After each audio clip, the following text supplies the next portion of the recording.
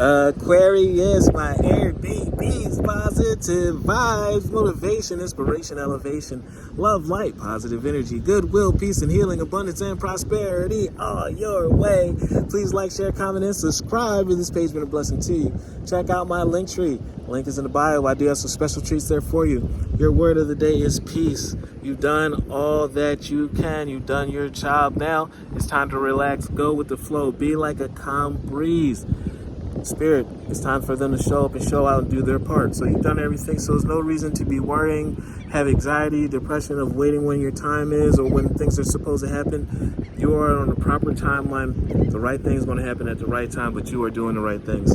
I'm unwavering in the face of fear. I come to my senses and I embrace the challenge. I am determined to think with gentleness and calm. I find inner silence. I become a manifestation of peace. Love one another. Be kind to one another. Love yourself. I love you too.